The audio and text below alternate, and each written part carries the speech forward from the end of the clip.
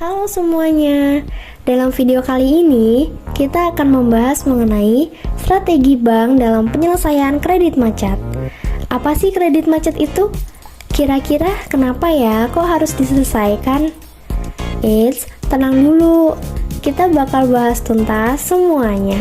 Jadi pastiin buat stay tune terus ya. Apa sih kredit macet itu? Menurut Faisal Rifai, kredit macet merupakan kesulitan nasabah di dalam penyelesaian kewajiban-kewajibannya terhadap bank, baik dalam bentuk pembayaran kembali pokoknya, pembayaran bunga, maupun pembayaran ongkos-ongkos bank yang menjadi beban nasabah debitur yang bersangkutan. Versi mudahnya, kredit macet itu pinjaman yang mengalami permasalahan pada pembayaran cicilannya, baik disengaja maupun tidak disengaja. Kayak Mimin yang sukanya nunggak bayar uang kas. Nah, faktor yang mempengaruhi terjadinya kredit macet ini super banyak. Mudrajat Kuncoro dan Suharjono membagi faktor-faktor tadi ke dalam dua bagian, yaitu faktor eksternal bank dan faktor internal bank. Apalagi tuh Min, faktor eksternal dan internal bank?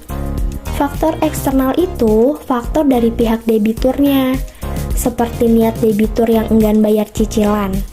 Yang kedua, ada kegagalan proses likuiditas dari perjanjian kredit antara debitur dan pihak bank.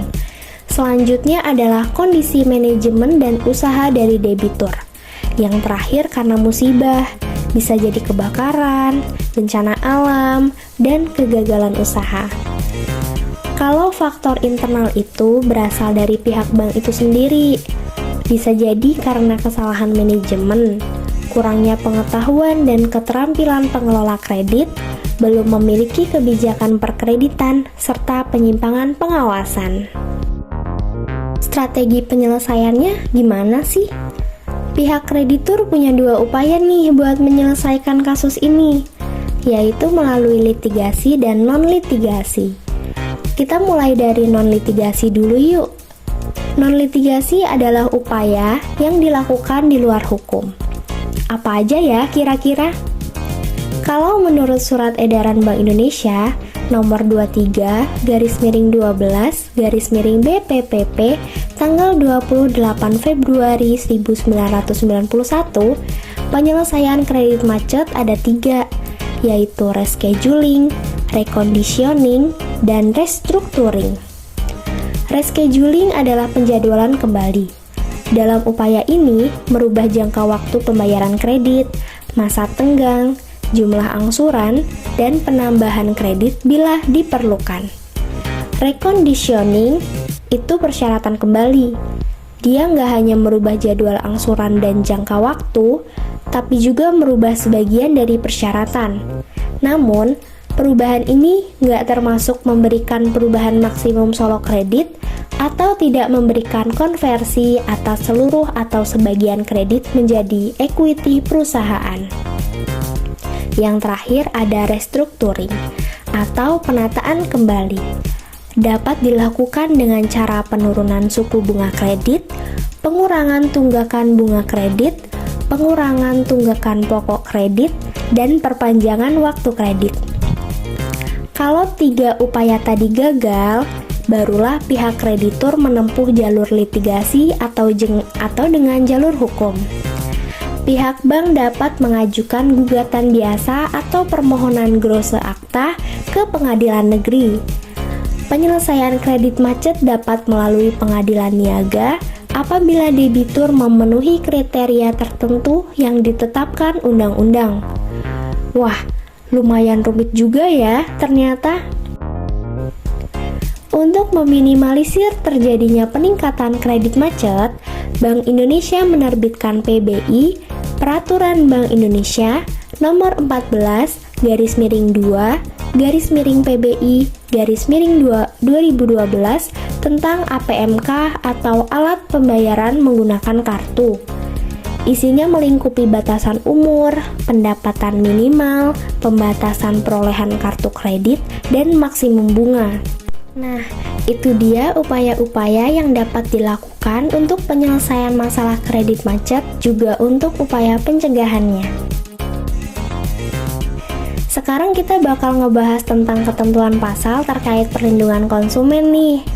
Jadi, setelah terjadinya kredit macet, pastinya konsumen merasakan akibat atau sanksinya.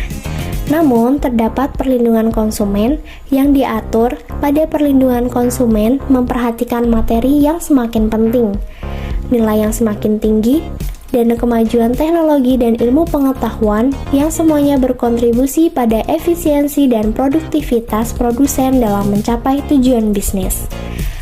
Menurut Undang-Undang Perlindungan Konsumen Republik Indonesia Nomor 8 Tahun 1999, hak konsumen termasuk hak atas kenyamanan, keamanan, dan keselamatan saat menggunakan barang dan jasa. Nah, itu dia penjelasan tentang perlindungan konsumen menurut undang-undang. Next, kita bakal bahas tentang dampak dari kredit macet bagi debitur dan kreditor.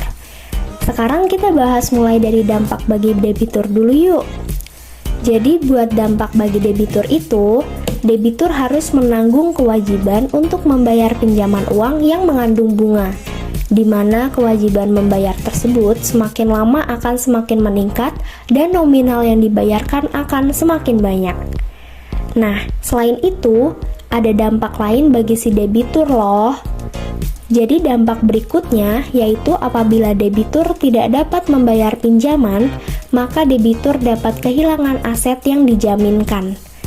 Dampak selanjutnya yaitu apabila debitur mengalami kredit macet, maka debitur akan mengalami kesulitan apabila melakukan pinjaman ke bank lainnya karena si debitur memiliki riwayat peminjaman yang buruk. Nah, itu dia dampak bagi si debitur apabila mengalami kredit macet. Sekarang kita lanjut bahas ke yang lainnya yuk. Sekarang kita bakal bahas dampak kredit macet bagi si kreditor. Kredit macet dapat mengakibatkan bank kekurangan dana sehingga dapat mempengaruhi kegiatan usaha bank.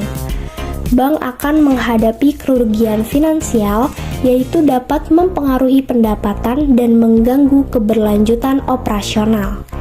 Selain itu, kredit macet juga dapat membuat bank memberikan syarat yang lebih ketat karena pihak bank akan lebih berhati-hati dalam memilih debitur. Jika terjadi kredit macet, terjadi secara terus-menerus, maka pihak bank bisa saja tidak dapat lagi memberikan kredit kepada nasabah karena pihak bank sendiri mengalami kesulitan keuangan. Adanya dampak tersebut juga dapat mempengaruhi non-performing loan. Ketika suku bunga kredit meningkat, maka secara tidak langsung dapat terjadi kredit macet dan mengakibatkan kas atau keuangan bank terganggu, sehingga nilai NPL meningkat dan memberikan pengaruh kesehatan bank atau likuiditas yang akan menjadi penentu keberlangsungan bank ke masa yang akan datang. Jika bank terkena likuiditas dan profitabilitas akibat kredit macet, debitur lainnya akan kehilangan kepercayaan pada kemampuan bank dalam mengelola keuangan. Mereka mungkin akan menarik kembali dana mereka dari bank tersebut atau bahkan menghindari menggunakan jasa perbankan mereka. Nah, itu dia pembahasan mengenai kredit macet dari kelompok 3. Seru kan?